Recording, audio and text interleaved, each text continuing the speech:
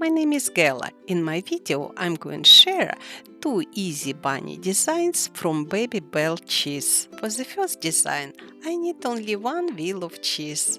I cut off the bottom, it will be ears and tail for bunny. The top will be ears and the bottom will be tail. For the tail, I'm making under the angle cut, and for ears, vertical cut.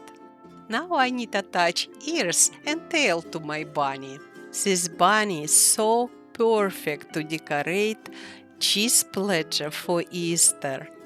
Please remember to subscribe so you don't miss my new videos. For this bunny design, I like to use two wheels of cheese, so all my bunnies looks alike. In first wheel, I make a cut for ears. From the second wheel, I cut off the sides. It will be ears for my bunny. Make sure you make ears thick enough so they hold shape well.